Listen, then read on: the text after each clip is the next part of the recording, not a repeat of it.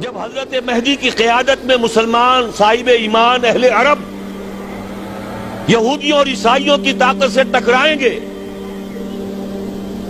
تو ان کی مدد کے لیے دو جانب سے اللہ تعالیٰ کچھ بھیجیں گے مدد. ایک تو آخری مرحلے میں مدد آئے گی حضرت مسیح عیسیٰ ابن مریم کا نزول، جو یہودیوں کی طرف رسول بنا کر بھیجے گئے تھے. انہیں یہودیوں نے اپنے خیال میں سولی پر چڑھا دیا، لیکن اللہ نے فرمایا وما صلبوہ وما قتلوہ ولکن شبہ لہم بل رفعہ اللہ الیہ. اللہ تو اپنی طرف اٹھا کر لے گیا. اور احادیث صحیحہ جو کہ ہمارے ہاں متواترہ کے درجے میں، وہ احادیث جو صحیحین کی ہیں، ان سے ثابت ہے کہ حضرت عیسیٰ ابن مریم دوبارہ زمین پر آئیں گے. اور یہودیوں کا سب سے بڑا سرغنہ جو خود مسیح ہونے ہی کا دعویٰ کر رہا ہوگا، مسیح الدجال، اسے حضرت مسیح قتل کریں گے. لیکن ایک دوسری حدیث سے معلوم ہوتا ہے کہ مشرق سے فوجیں آئیں گی حضرت مہدی کی مدد کے لیے.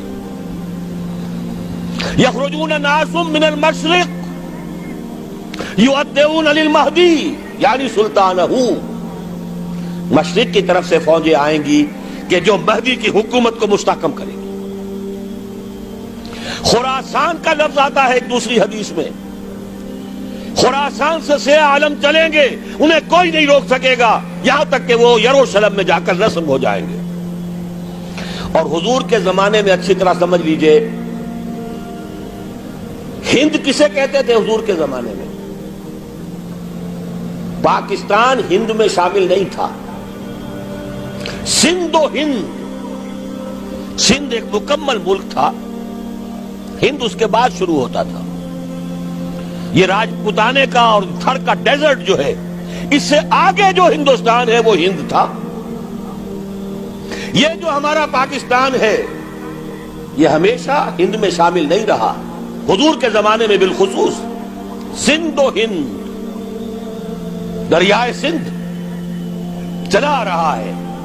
یہ ساری ٹریبیوٹریز جو پنجاب کے اندر اس کی ہیں، یہ سب ایک علیحدہ ملک ہے جو اس زمانے میں سندھ کہلاتا تھا. اور نمبر 2 یاد کیجئے، اس زمانے میں خراسان ایک علاقہ تھا جس میں موجودہ افغانستان کا 2/3، تھوڑا سا حصہ ایران کا، اور جہاں تک میں تحقیق کر سکا ہوں آج تک پاکستان کا بھی علاقہ، خاص طور پر مالاکنڈ ڈویژن جو اس خراسان میں شامل ہے. خراسان سے سیاہ عالم چلیں گے جو جا کر یروشلم میں نصب ہوں گے.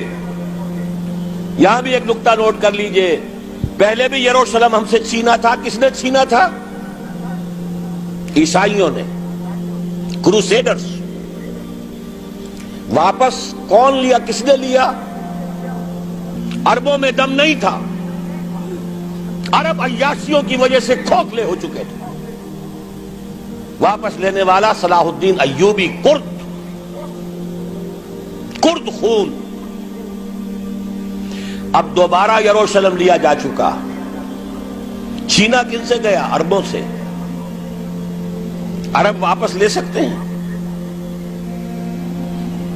کوئی اندیشہ اگر ہو سکتا تھا عراق کے بارے میں کہ شاید اس کے ایٹمک دانت نکل آئے، جو سازش کی گئی، جس طرح اس احمق اور پاگل صدام حسین کو دام میں پھنسایا گیا. صدام 100 جال، دام کہتے ہیں جال کو، 100 اس میں جو پھنسا ہے تو اگلا پچھلا کھایا پیا سب اگلوا لیا. اور ہے ہی کون؟ اس کے پاس ایٹمک ہتھیاروں کا ذخیرہ موجود ہے، اور کسی کے وہ ایٹمک دانت بھی نکلنے نہیں دے رہے. پاکستان کے اوپر کتنا دباؤ، اور ہمیں نہیں پتا کتنا کچھ دباؤ قبول کیا جا چکا. یہ تو سبھی مانتے ہیں. کیپ کر دیا گیا، روک دیا گیا، آگے تو نہیں بڑھ رہا، یہ تو سبھی مانتے ہیں. رول بیک بھی ہو گیا یا نہیں کچھ پتہ نہیں. لیکن کسی صورت یہ نہیں تسلیم کریں گے، قبول کریں گے کہ کسی مسلمان ملک کے پاس ایٹم بم آ جائے. یہودیوں کے پاس ذخیرہ موجود، سب جانتے ہیں. بہرحال یہ جان لیجئے اس علاقے سے امید ہوتی ہے سندھ اور خراسان. حالات بہت خراب ہیں ہمارے، اور حالات بہت خراب ہیں افغانستان کے بھی، لیکن حالات کے بدلتے اللہ تعالیٰ کی مشیت کے تحت دیر نہیں لگا کرتی. سیرت نبوی میں مجھے نظر آتا ہے سن 10 میں 10 نبوی ہجرت سے 3 سال پہلے، 2.5 سال پہلے، کہیں سے کوئی امید کی کرن نظر نہیں آتی تھی کہ عرب میں اسلامی حکومت قائم ہو جائے گی. 10 برس ہو چکے محمد الرسول اللہ کو دعوت دیتے ہوئے، اور ابھی تک بمشکل 125 آدمی ہے. اپنے بل پر، اپنے طاقت پر مکے میں رہ بھی نہیں سکتے. کیسے ہو جائے گا؟ کہاں سے ہو جائے گا؟ میں آج پوچھتا ہوں، کوئی سر بتائے، کہیں سے کوئی امید کی کرن اس وقت نظر آتی ہے؟ اس ماحول میں لے جائیے. اگلے 3 سال میں کیا ہو گیا؟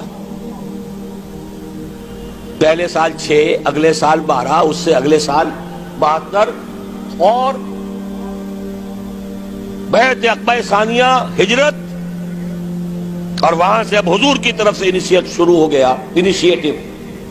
تو ہم نہیں کہہ سکتے اللہ تعالیٰ کی قدرت، اللہ کی مشیت. یہ یقین ہے کہ دنیا کے خاتمے سے پہلے نظام خلافت قائم ہوگا، اور تمام دنیا میں ہوگا. ظاہر ہے کہیں پہلے کسی ایک جگہ سے ہوگا، جیسے حضور کے زمانے میں ہوا. اگر بیک وقت پوری دنیا میں ہو سکتا تو حضور کے دست مبارک سے ہوتا. اگر حضور کے دست مبارک سے بھی ایک ملک میں ہوا، جزیرہ نما عرب میں ہوا، پھر حضور کے امتی ہیں نا، ابو بکر ہے، عمر ہے، عثمان ہے، صحابہ کرام کی فوجیں نکلی ہیں، امتی ہیں. امتیوں کے ہاتھوں اس کی توسیع ہوئی. اب بھی یہی ہوگا، کسی ایک علاقے میں ہوگا. میرا گمان ہے، میں یہ یقین سے نہیں کہہ سکتا. گمان بھی میرا ان احادیث کی روشنی میں ہے جو میں نے آپ کو بتا دی اور موجود ہے اس کتابچے کے اندر. علامہ اقبال نے بھی انہی کے حوالے سے کئی کہا ہے، میرے عرب کو آئی ٹھنڈی ہوا جہاں سے، میرا وطن وہی ہے، میرا وطن وہی ہے. اس علاقے سے کچھ ہونے والا ہے اور ہوگا انشاءاللہ. میری زندگی میں نہ ہو، آپ کی زندگی میں نہ ہو، کوئی پرواہ نہیں. حضرت حمزہ تو شہید ہو گئے غزوہ احد میں. 5 سال کے بعد حضور مکے میں داخل ہوئے ہیں فاتح کی حیثیت سے. حضرت حمزہ کی نگاہوں نے، ان آنکھوں نے تو نہیں دیکھا، عالم ارواح میں اللہ نے کیا مشاہدہ کرایا ہوگا انہیں، وہ تو ہمیں معلوم نہیں. بعض صحابہ شہید کر دیے گئے مکے ہی میں. بہت بڑی کامیابی. اپنی جان لگا دیں، اپنے آپ کو کھپا دیں، اپنے آپ کو مٹا دیں. جس طرح روڑی کوٹ کر بنیادوں میں بھر دی جاتی ہے، ہماری ہڈیوں کا چورا بنا کر اور ہمارے خون کے اندر اسے گوندھ کر اگر وہاں ڈال دیا جائے، اس سے بڑی سعادت کوئی نہیں. اس پر تعمیر ہو خلافت علی منہاج النبوہ کی، ہم اس کی بنیاد کے اندر دفن ہو جائیں، یہی بہت بڑی سعادت ہے. لیکن یہ ہوگا. میں نے عرض کیا تھا کہ یقین ہے مجھے کہ ہوگا، اور ہر صاحب ایمان کو یقین ہونا چاہیے کہ ہوگا. باقی یہ کہ یہ آثار ہیں اور احادیث بھی ہیں، اور 400 برس کی تاریخ بھی بتاتی ہے کہ یہیں سے ہوگا. 1000 برس تک سارے مجددین امت عالم عرب میں پیدا ہوئے. 11ویں صدی کا مجدد اعظم شیخ احمد سرہندی کہاں دفن ہے؟ سرہند میں، ہندوستان میں. 12ویں صدی کا مجدد اعظم شاہ ولی اللہ دہلوی کہاں دفن ہے؟ دہلی میں. 13ویں صدی کا مجدد اعظم سید احمد بریلوی، ان کی تو قبر بھی معلوم نہیں، لیکن ان کا خون جذب ہوا دریائے کنہار میں، اور ان کے سینکڑوں ساتھیوں کی لاشیں اس بالا کوٹ کے مقام پر. 14ویں صدی کے مجدد اعظم شیخ الہند، لیکن ان کے ساتھ ساتھ اتنے اعظم رجال، علامہ اقبال جیسا مفکر، مولانا مودودی جیسا مصنف، مولانا الیاس جیسا مبلغ کہیں اور ہمیں دکھا دیجئے آپ. میں کل کہیں عرض کر رہا تھا، دیکھیے پہلے جو ہے 1000 برس تک ہر خیر ہندوستان میں باہر سے آ رہا تھا. معین الدین اجمیری باہر سے آ رہے ہیں، شیخ علی حجویری باہر سے آ رہے ہیں، سندھ میں جتنے اولیاء دفن ہیں سب کے سب باہر سے، ایران سے چلے آ رہے ہیں. لیکن جیسے ہی 11ویں صدی شروع ہوئی ریورس ہو گیا آرڈر. اب سلسلہ مجددیہ نقشبندیہ اب ہندوستان سے نکل کر پھیل رہا ہے. پورا افغانستان، پورا ترکستان، تمام یہ ترک ریاستیں جو آزاد ہوئی ہیں ابھی USSR کے خاتمے کے بعد، یہاں تک کہ سائپرس، جزیرہ قبرص، پورا ترکی جو اب بھی ہے موجودہ ترکی، سلسلہ مجددیہ نقشبندیہ کہاں سے چلا؟ ہندوستان سے پھیل گیا پورے عالم اسلام.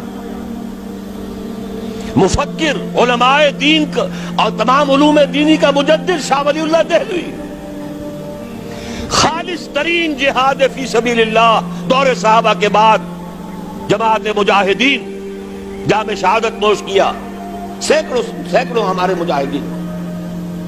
پھر 14ویں صدی میں اقبال جیسا مفکر، مودودی جیسا، دوبارہ دوہرا رہا ہوں، مصنف، مولانا الیاس جیسا مبلغ مجھے تو کہیں نظر نہیں آتا. تمام مسلمان ممالک آزاد ہوئے، کہیں اسلام کا نام نہیں لگا. نہ سیوکارنوں نے نعرہ لگایا، نہ کہیں کسی اور نے نعرہ لگایا. عربوں نے بھی عرب نیشنلزم کا نعرہ لگایا، اسلام کا نعرہ نہیں. تحریک پاکستان میں نعرہ لگا، پاکستان کا مطلب کیا؟ لا الہ الا اللہ. صبح عرض کر چکا ہوں، تحریک خلافت پوری دنیا میں کہیں نہیں، صرف بر عظیم پاک و ہند میں. اور کیسی تحریک خلافت کہ ہندو شریک ہوئے، گاندھی شامل ہوا، پورے ہندوستان کو جس نے گنجا دیا. یہ دوسری بات ہے کہ جب خود مصطفیٰ کمال نے ختم کر دیا تو اب کیا کرتے؟ مدعی سست گواہ چست. نوٹ کرنے کی بات ہے، کچھ آثار ہیں، 400 سال کی تاریخ ہے، بتا رہی ہے پاکستان کا قیام خود ایک معجزہ. یہ ساری چیزیں مشیت ایزدی میں کسی بڑے خیر کا پیش خیمہ ہے.